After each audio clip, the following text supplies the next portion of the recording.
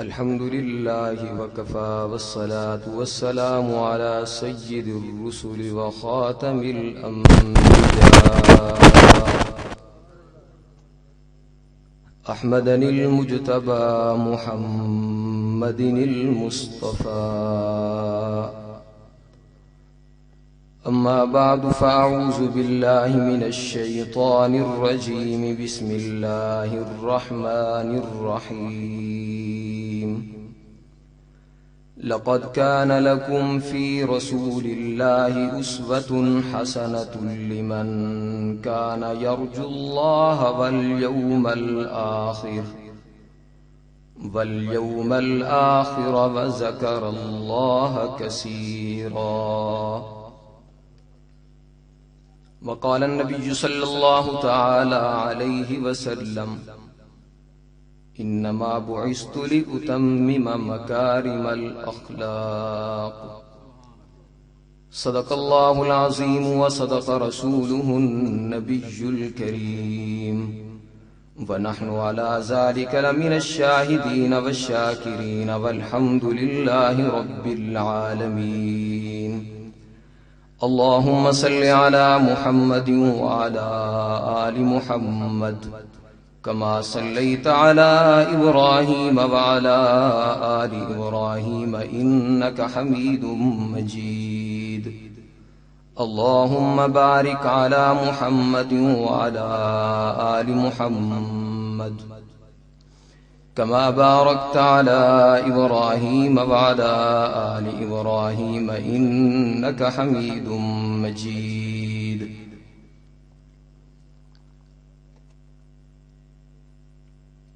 جہاں نظر نہیں پڑی وہاں ہے رات آج تک. جہاں نظر نہیں پڑی وہاں ہے رات آج تک. وہیں وہیں سحر ہوئی جہاں جہاں گزر ہوا. درفشانی نے تیری قطروں کو دریا کر دیا.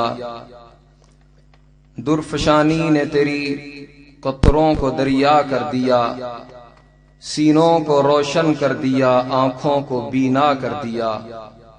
خود نہ تھے جو راہ پر اوروں کے ہادی بن گئے. کیا نظر تھی جس نے مردوں کو مسیحا کر دیا. اور محمد کا حسن و جمال اللہ اللہ، نہیں جس کی کوئی مثال اللہ اللہ. اور ہمارے نبی کا مقام اللہ اللہ، خدا بھیجتا ہے سلام اللہ اللہ. کہ محمد سے وفا تو نے تو ہم تیرے ہیں. کہ محمد سے وفا تو نے تو ہم تیرے ہیں. یہ جہاں چیز ہے کیا لوح و قلم تیرے ہیں. قوت بازو سے ہر پست کو بالا کر دے. دہر میں اس میں محمد سے اجالا کر دے.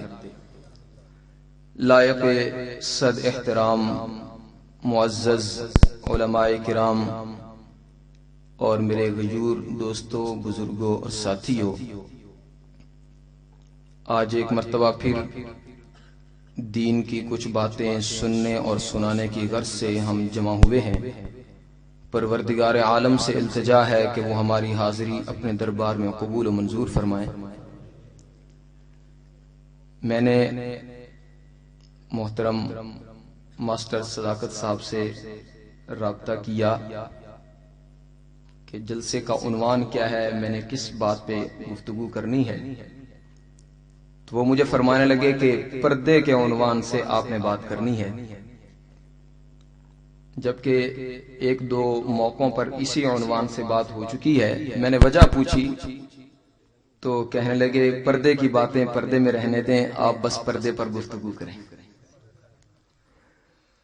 سیرت کا عنوان ہے. میں سیرت نگاروں میں اپنا حصہ ڈالنے کے لیے ایک آدھ بات ضرور کہہ کر اپنے موضوع کی طرف چلا جاؤں گا. آج ہر بندہ، چاہے وہ مرد ہو چاہے وہ عورت ہو، بوڑھا ہو جوان ہو بچہ ہو، جاہل ہو یا عالم ہو، کالا ہو یا گورا ہو، مالدار ہو یا غریب ہو، حاکم ہو یا محکوم ہو، ہر بندہ اسی سوچ میں ہے، اسی فکر میں ہے، اسی تڑپ میں ہے کہ میں سب سے اعلی، سب سے ارفع، سب سے بہتر، سب سے کامیاب ہو جاؤں۔ ساری رات دکان کھول کے بیٹھنے والا بھی یہی فکر اپنے دل و دماغ میں سجائے بیٹھا ہے۔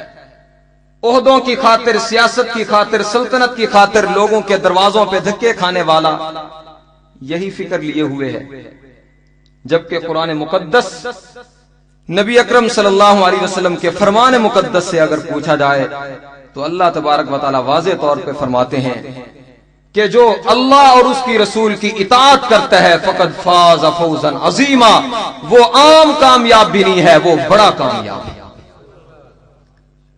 کامیابی اتباع سنت میں ہے، کامیابی پیغمبر کے مطابق زندگی بنانے میں ہے، کامیابی میرے محبوب کو دیکھ دیکھ کر چلنے میں ہے، میرے محبوب کو دیکھ دیکھ کر تجارت کرنے میں ہے، میرے محبوب کو دیکھ دیکھ کر اخلاق بنانے میں ہے، میرے آقا کو دیکھ دیکھ کر شکل بنانے میں ہے، محبوب کے لباس کو دیکھ کر اپنے کپڑے ویسے بنانے میں ہے، آقا کی چال دیکھ کر اپنی چال ویسے بنانے میں ہے۔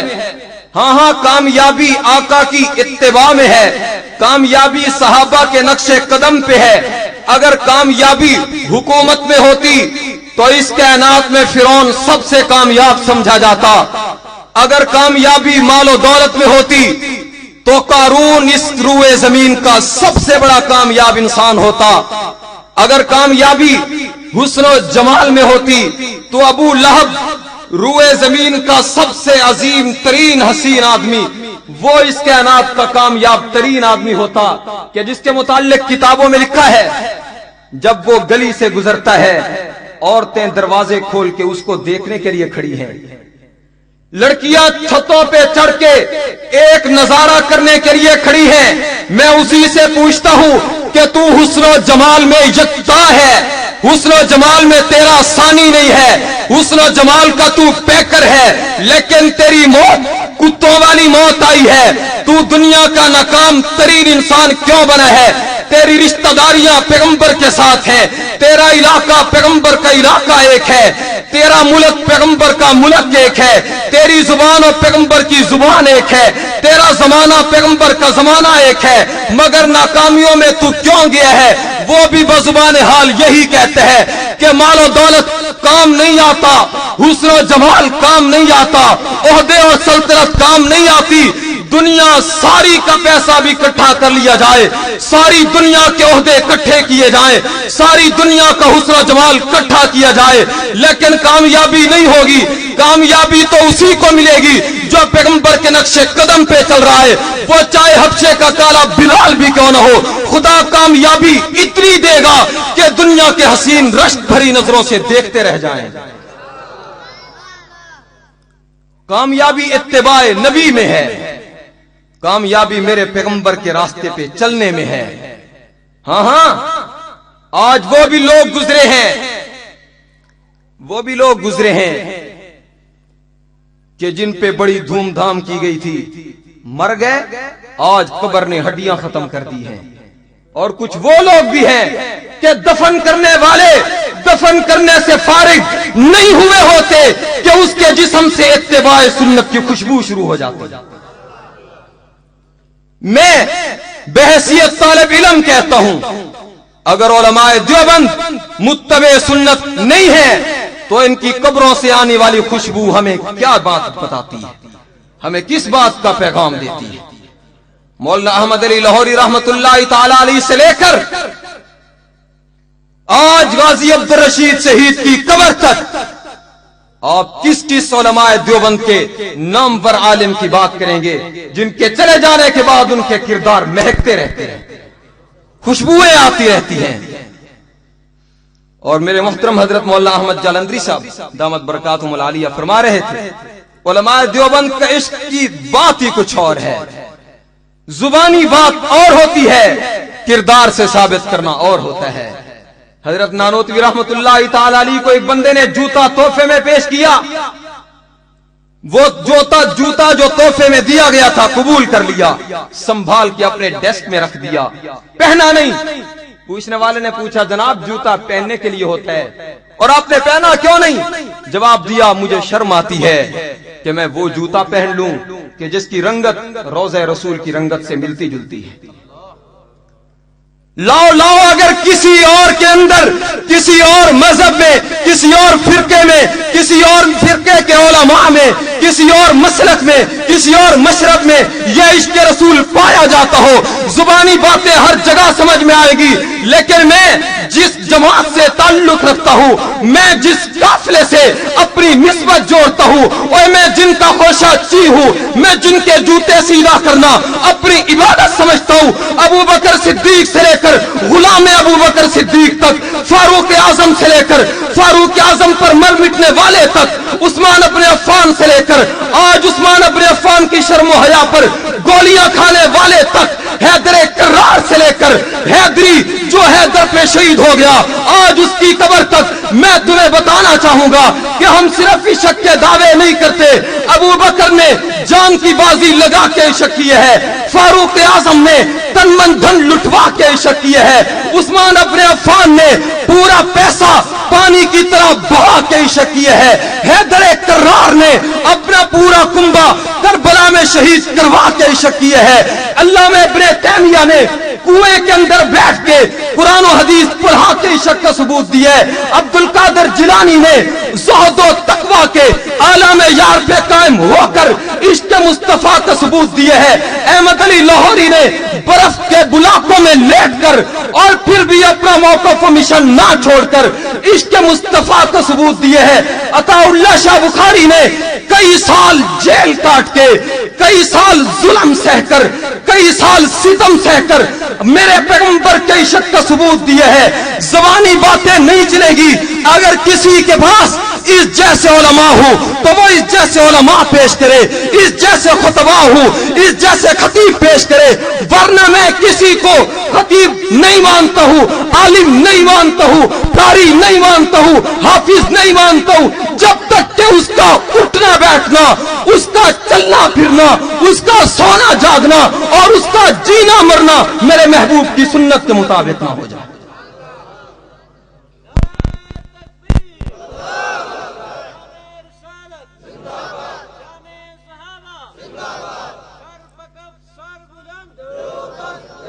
عشق مصطفیٰ صلی اللہ علیہ وسلم بڑی عجیب بات ہے، بڑی عجیب بات ہے۔ آج میں تو دوستوں کی دیکھا دیکھی اپنی شادی کافروں والی کر لیتا ہوں، صرف اس وجہ سے کہ ایک ہی تو بچہ ہے، ایک ہی تو بیٹی ہے، اس کی شادی تو ذرا دھوم دھام سے ہونی چاہیے، اور میں جس پیغمبر کی محبت کا دعویٰ کر رہا ہوں اس پیغمبر نے اپنی بچی فاطمہ کا جب نکاح کیا ہے، مجھے اس گھر میں غربت نظر آتی ہے۔ میں تجھے عاشق مصطفیٰ کیسے مان سکتا ہوں جب تیری بچی کا نکاح پیغمبر کی بچی کے نکاح سے نہ ملتا ہو، تیرے بیٹے کا نکاح صحابہ کے نکاح سے نہ ملتا ہو، اور تیرا اٹھنا بیٹھنا صحابہ کے اٹھنے بیٹھنے سے نہ ملتا ہو، تیرا کاروبار اور انداز کا، ابو بکر کی تجارت اور انداز کی، تیری محبت اور انداز کی، عثمان کا پیار اور انداز کا، تیری جنگ اور انداز کی، فاروق اعظم کی جنگ اور انداز کی، تیرے کپڑوں کو دیکھ کر جب محمد یاد آئیں گے، تیری شکل کو دیکھ کر جب آقا یاد آئیں گے، تیری شادی کو دیکھ کر جب پیغمبر یاد آئیں گے، اس وقت میں تجھے صرف عاشق مصطفیٰ ہی نہیں مانوں گا بلکہ تیرے پاؤں دھو کر پینا سعادت و عبادت سمجھوں گا۔ بہت بڑی چیز ہے عشق مصطفیٰ۔ میں عرض کر رہا تھا نبی اکرم صلی اللہ تعالی علیہ وسلم کی سیرت ہم بیان کرتے ہیں، جلسے منعقد ہوتے ہیں، ہمارے شعراء کرام، ہمارے نعت خوان حضرات، ہمارے قراء، ہمارے علماء میرے آقا کی سیرت و صورت بیان کرتے ہیں، سن کے میں بھی چلا جاتا ہوں، آپ بھی چلے جاتے ہیں۔ آج تک میں نے یہ نہیں سوچا کہ میں نے اپنی زندگی بنانے کی کتنی مرتبہ فکر کی ہے۔ عثمان ابن عفان رضی اللہ تعالیٰ تخنے سے چادر اوپر ہے، مکہ کے کافر کہتے ہیں ہم عثمان سے ملاقات نہیں کرتے، یہ تو غلام لگتا ہے، یہ تو ایک کمی آدمی لگتا ہے، نچلے خاندان سے تعلق رکھنے والا لگتا ہے، اگر یہ سردار ہوتا اس کی چادر ٹخنوں سے نیچے ہوتی ہم پھر اس سے مذاکرات کرتے. میں قربان جاؤں عثمان، تیری سوچ پہ قربان جاؤں، تیری ہمت پہ قربان جاؤں، تیری جرأت پہ قربان جاؤں، تیرے عشق مصطفیٰ کے قربان جاؤں، تیرے حب رسالت پہ قربان جاؤں. مکہ کے کافروں کو اعلان کر دیا مذاکرات کرنے ہیں تو کرو، نہیں کرنے بے شک نہ کرو. میں ساری زندگی اپنے آپ کو رذیل کہلوا سکتا ہوں، میں دنیا والوں کی نظروں میں کمی ہو سکتا ہوں، ذلیل ہو سکتا ہوں، مگر ایک لمحے کے لیے اپنے محبوب کی سنت چھوڑ کر اپنی چادر ٹخنوں سے نیچے نہیں کر سکتا ہوں. اس کو عشق مصطفیٰ کہتے ہیں. اور آج میں چلتے ہوئے میری چادر بمشکل نماز کے اوقات میں اوپر ہو جائے گی تو یہ بھی بڑی مہربانی. زمین کو پانی لگ رہا ہے تو بھی چادر نیچے ہے، دکان پہ جا رہے ہیں تو بھی چادر نیچے ہے. یہ تو ایک مثال میں نے عرض کی ہے، بے شمار مثالیں اس کی. بہرحال میں جو عنوان آپ کے گوش گزار کرنا چاہتا ہوں، میں ایک دو باتیں اس پہ عرض کر کے اجازت چاہوں گا. پردہ عورت کے لیے شریعت اسلامیہ نے یوں ضروری قرار دیا ہے جس طرح ایک جان کے لیے روح کا ہونا ضروری ہے، ایک جان کے لیے سانس کا ہونا ضروری ہے. میرے محبوب صلی اللہ تعالی علیہ وسلم فرماتے ہیں اگر عورتوں کی یہ بے اعتدالیاں نہ ہوتی تو پوری کائنات کے مرد جنت میں جاتے. میرے محبوب کا فرمان ہے اگر عورت پیدا نہ ہوتی مرد سارے جنت میں جاتے، کیونکہ مرد سے جو غلطی ہوتی ہے، مرد سے جو خطا ہوتی ہے، اگر اس خطا کا نقش قدم تلاش کرو تو چلتے چلتے یہ خطا کسی عورت پہ ختم ہوتی ہے. لوگ زن کے پیچھے، زر کے پیچھے دین چھوڑ جاتے ہیں. میرے آقا صلی اللہ تعالی علیہ وسلم فرماتے ہیں عورت کے لیے پردہ زیور ہے، عورت کے لیے چادر اور چار دیواری حسن و جمال ہے. میرے آقا صلی اللہ تعالی علیہ وسلم کی ایک صحابیہ عورت میدان جنگ میں جس کا بیٹا اس کے پرخچے اڑ گئے، اس کا بیٹا خاک و خون میں تڑپ گیا، شہید ہو گیا. اب وہی عورت، توجہ رہے گی، اب وہی عورت میدان جنگ کی طرف آ رہی ہے اور منہ چھپایا ہوا ہے. کسی پوچھنے والے نے پوچھا تیرا تو گھر لٹ گیا، تیرا تو بیٹا ذبح ہو گیا اور اب تک تجھے اپنا چہرہ چھپانے کی فکر ہے. وہ عورت کیا عشق رسالت میں ڈوبا ہوا جواب دیتی ہے، کہتی ہے بیٹا قتل ہوا ہے، غیرت تو قتل نہیں ہوئی. ہاں بیٹا ذبح ہوا ہے، شرم و حیا ذبح نہیں ہوا. تاریخ اسلام میں تو ایسی عورتیں موجود ہیں جو خامد ذبح کرا کے، بھائی اور بیٹے قربان کرا کے، خاندان کا خاندان خاک و خون میں تڑپا کر بھی جب باہر نکلتی ہے اس کے رسالت کے اصول کے مطابق نکلتی ہے، پردہ کر کے نکلتی ہے، چادر لے کے نکلتی ہے اور بتاتی ہے پوری کائنات ختم ہو جائے ہمیں عشق مصطفیٰ کا سبق یہ ہے کہ حیا و غیرت کا دامن کبھی بھی ہاتھ سے نہ جانے دیا جائے. بیٹا ذبح ہو گیا ہے تو کیا ہوا، میری غیرت تو ذبح نہیں ہوئی. آج مائیں اگر اتنی غیرت مند ہوں گی، میں شاید پہلے بھی عرض کر چکا ہوں، خدا کی قسم ان ماؤں کے مدرسے سے تربیت لے کے آنے والا بچہ وہ اس دور میں اسامہ بن لادن ہی بنے گا. ہاں وہ طارق بن زیاد بنے گا، محمد بن قاسم بنے گا، سلطان صلاح الدین ایوبی بنے گا، وہ ٹیپو کے نقشے دہرائے گا. اور کیوں؟ اس کے پیچھے جس ہاتھ نے تربیت کی ہے وہ ہاتھ تھا جس میں عشق مصطفیٰ کوٹ کوٹ کے بھرا ہوا. میرے آقا صلی اللہ تعالی علیہ وسلم فرماتے ہیں قیامت کے قریب دو گروہ آئیں گے اور وہ دو گروہ اتنے ملعون ہیں، اتنے مردود ہیں، اتنے مغضوب ہیں کہ وہ جنت میں جانا تو دور کی بات ہے جنت کی خوشبو بھی نہیں سونگیں گے. جن میں سے ایک گروہ تو وہ ہے جن کے ہاتھوں میں لاٹھیاں ہوں گی، یضربون الناس، لوگوں کو ظلمن مارتے ہوں گے. ایک تو یہ گروہ جہنم میں جائے گا اور دوسرا گروہ، میں یہی دوسرا گروہ آپ کو پہچان کرانا چاہتا ہوں. میرے آقا فرماتے ہیں وَالنِّسَاءُ، اور دوسرا گروہ ہے وہ کچھ عورتیں ہیں. کون ہیں جی؟ بولیں ذرا. نساؤن عورتیں ہیں. کیسی عورتیں؟ قاسیاتن، کپڑا پہننے والی. قاسیاتن، کپڑا پہننے والی. وہ عورتیں ہیں جو کپڑا پہننے والی ہیں، لیکن عاریاتن، कपड़े उनके ऐसे हैं कि कपड़ा पहनने के बावजूद भी नंगी हैं। निसाउन कासियातुन आरियातुन, कपड़ा पहनकर भी नंगी है। माइलातुन मुमीलातुन, खुद मर्दों की तरफ माइल होती हैं, मर्दों को अपनी तरफ मुतवज्जे करती हैं। मेरे आका फरमाते हैं रुऊसुहुन्ना कास्निमतिल बुख्तिल माइला, जब वो घूमती हैं, चलती हैं, बाजार में फिरती है, उनका सर यूं हरकत कर रहा होता है जैसे ऊंट चलता है तो उसकी कुहान हरकत करती है। और इनके बारे में फरमाया क्या, ला यदखुलनल जन्नह, ये जन्नत में दाखिल नहीं होंगी। वला यजिदन रिहाहा, और ये जन्नत की खुशबू भी ना पाएंगी। वइन्न रिहाहा लतूजद मिन मसीरति कज़ा व कज़ा, जन्नत की खुशबू तो कई 100 साल की मसाफत से भी सूंघी जा सकती है। आज जरूरत इस बात की है, मैं अपने घर जहां नमाज को हुक्म देता हूं, मैं अपने घर जाकर जहां रोजे का फिक्र करता हूं, अपने छोटे छोटे बच्चों को नमाज का आदी बनाता हूं, वहां मैं अपनी बहन और बेटी का लिबास भी चेक करूं। क्या खुदा न खास्ता कहीं वो लिबास मेरे पैगंबर के फरमान की इज्जत में तो नहीं आता कि मेरी बहन लिबास पहनकर भी नंगी मालूम हो, मेरी बेटी लिबास पहनकर भी नंगी मालूम हो।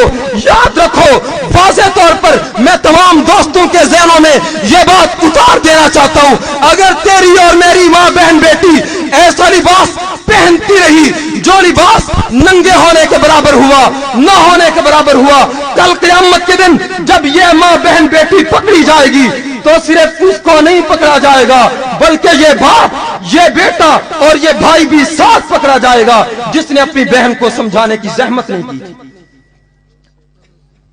टटोलो उनको। हमारे घरों में क्या हो रहा है, आज लिबास में इतनी क्लोजिंग आ रही है, लिबास इतना चुस्त बनता जा रहा है, चलते हुए आदमी के आज़ा के हिलने का अंदाज पता चलता है, आदमी के पतले और मोटे होने का एहसास होता है, आज़ा की हरकतों का पता चलता है। ये कौन सा इस्लाम है? मैं हजारों जलसों पर जाकर उलमा की तकरीरें सुन लूं, मेरी अपनी बीवी का जब तक के लिबास दुरुस्त नहीं होगा, रब्बे मोहम्मद की कसम, जिस तरह जहन्नम में वो ईंधन बन के हमेशा के लिए बर्बाद होगी, तो खामद होने की हैसियत से मेरा गिरबान भी क़यामत के दिन पकड़ा जाएगा। फिक्र करनी चाहिए। उलमा मेरे बाद आपके सामने मोती बखेरेंगे, मैं ये कुछ जरा सख्त बातें आपके गोशो गुजार करना इसलिए जरूरी समझता हूं। हम ये समझते हैं कि शायद नात पढ़कर, नात सुनकर, दुरूद पाक पढ़कर, सुभान अल्लाह पढ़कर कामयाबी हो जाएगी। कामयाबी किरदार में रखी है, कामयाबी आमाल में रखी है। ये खाकी अमल से जिंदगी बनती है, जन्नत भी जहन्नम भी। ये खाकी अपनी फितरत में न नूरी है न नारी।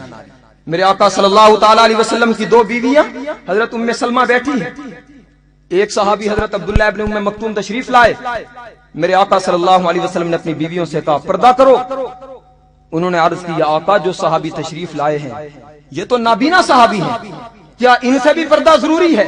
मेरे महबूब फरमाते हैं चले मान लिया वो सहाबी नाबीना हैं, लेकिन तुम तो नाबीनी नहीं हो, तुम्हारी आंखें तो मौजूद हैं, वो तुम्हें नहीं देख सकेगा तो तुम तो देख सकती हो। मैं कुर्बान जाऊं उन सहाबे किराम पे कि जिन्हें जन्नत की टिकटें दुनिया में फराहम कर दी गई, जिन्हें रज़ी अल्लाह के सर्टिफिकेट दुनिया में इनायत कर दिए गए, और वो औरतें जिन्हें अज़वाजुहु उम्महातुम का तमगा सुना दिया गया, वो औरतें जो पूरी कायनात की माएँ हैं, वो औरतें जो पूरी मुसलमानों की माएँ हैं, अगर उनके लिए भी पर्दा इतनी जरूरी है तो आज 14वीं सदी में पैदा होने वाली मेरी मां बहन, पैदा होने वाली मेरी बेटी पर पर्दा कितना जरूरी होगा। उनके दिल इतने साफ थे, इतने पाकीज़ा थे, इनके मुकद्दस थे कि अल्लाह उनकी पाकीज़गी की गवाही देता था। जब इतने साफ सुथरे दिल वाली औरत उस पर भी पर्दा जरूरी है तो आज मेरी मां बहन बेटी पे पर्दा किस कदर जरूरी होगा। गौर का मकाम है, फिक्र का मकाम है। आज तालीम के झांसे में, आज तालीम का लालच दे के मेरी बहन को घर से बाहर निकाला गया, उसे कॉलेज में, यूनिवर्सिटियों में, स्कूल के धक्के खाने पे मजबूर किया गया। मर्द के शाना बशाना उस चलने पर उसको हुकूक देने का झांसा देके उसको कहां से कहां खड़ा कर दिया गया। अगर ये साइंसी उलूम, अगर ये केमिस्ट्री और फिजिक्स और बायोलॉजी पढ़ना लाजमी है, जरूरी है, मुझे बताओ अम्मा आयशा सिद्दीका रज़ियल्लाहु ताला ने कौन से असरी उलूम हासिल किए थे? فاطمہ الزہرا نے کیا حاصل کیا تھا؟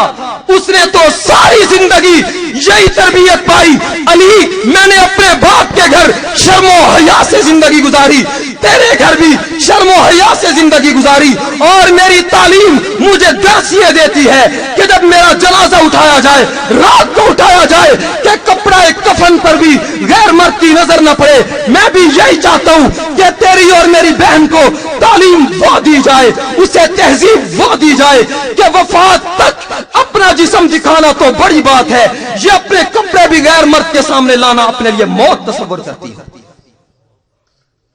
تب کہا جائے گا یہ فاطمہ الزہرا کے نقش قدم پہ چلنے والی۔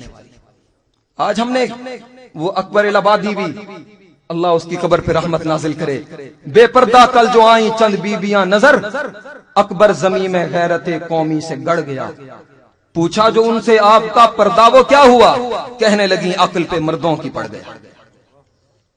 پردہ کسی اور پہ پڑنا تھا اور آج وہ میری عقل پہ پڑا ہوا، اور میں دلائل دیتا ہوں جی دل کا پردہ جی کافی ہے جی، کیا ضرورت ہے باہر کے پردے کرنے کی؟ کھانا کھانے کے لیے باہر سے کھانا ضروری ہے، دل کا کھانا کافی کیوں نہیں ہوتا ہے؟ جب پیاس لگی ہوئی ہو تو دل کا پانی پی لینا کافی کیوں نہیں سمجھا جاتا ہے؟ کپڑوں کی ضرورت پڑتی ہے تو دل تو ویسے ہی چھپا ہوا ہے، جسم چھپانے کی ضرورت کیوں محسوس ہوتی ہے؟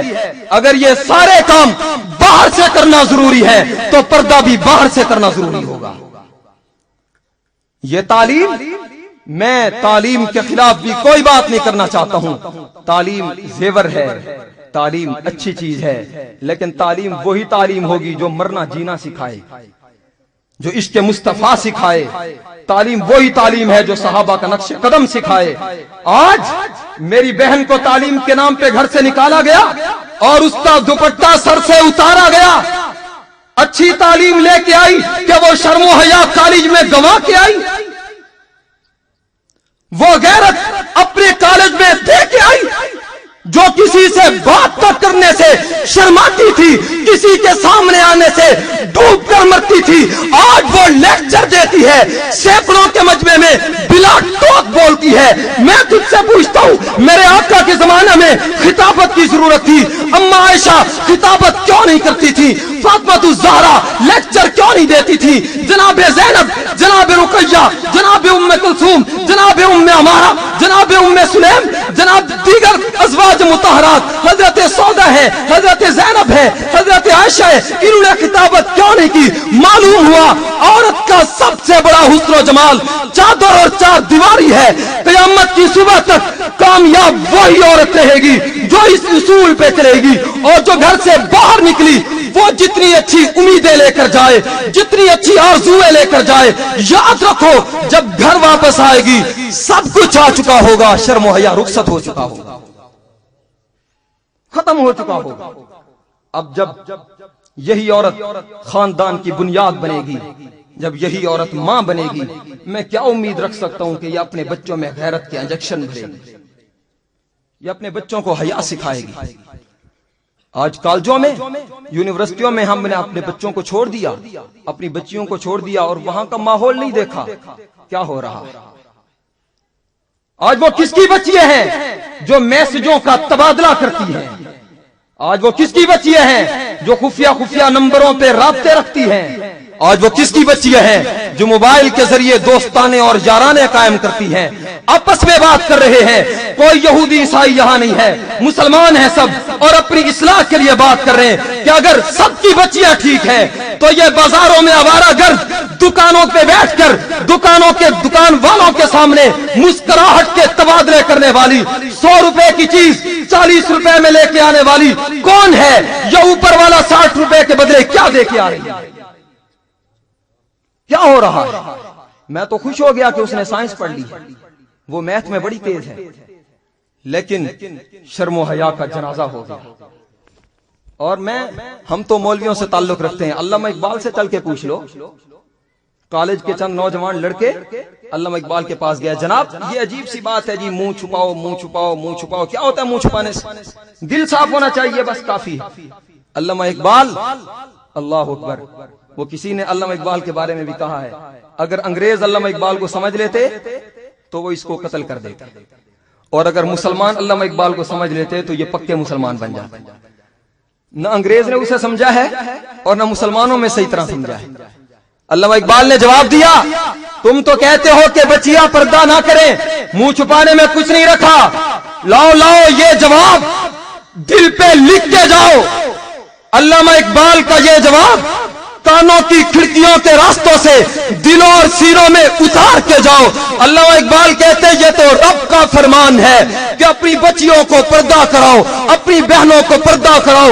اگر میرا بس چلتا تو جس طرح میں بچیوں کو پردے کا حکم دیتا, میں بچوں کو بھی پردے کا حکم دیتا. یہ علامہ اقبال کی بات ہے, میری نہیں, میرے کسی استاد مرشد پیر کی بات نہیں ہے, انہی کی بات ہے. شرم و حیا جو ہے یہ عورت کا سب سے بڑا زیور ہے, سب سے بڑا زیور ہے. نبی اکرم صلی اللہ تعالی علیہ وسلم نے تمام ازواج مطہرات کو یہی تعلیم دی ہے. اور اگر باریک بینی سے دیکھا جائے, جتنے مجاہد پیدا ہوئے, جتنے عابد پیدا ہوئے, جتنی زاہد پیدا ہوئے, جتنے متقی و پرہیزگار پیدا ہوئے, آپ ان کی تربیت کے پیچھے پیچھے جائیں گے تو کہیں نہ کہیں کسی عورت کا ہاتھ نظر آئے گا. عورت کردار بناتی ہے, عورت تربیت دیتی ہے, عورت پرورش کرتی ہے. ہاں خواجہ بختیار الدین کاکی رحمت اللہ علیہ تعالی اپنی بچے کو تربیت دے رہے ہیں, ان کی والدہ ان کو تربیت دے رہی ہے. خواجہ صاحب لکھتے کہ میری والدہ مجھے بچپن میں کہتی, بیٹا جب بھی کھانا مانگو اللہ سے مانگو, جب بھی پانی مانگو اللہ سے مانگو.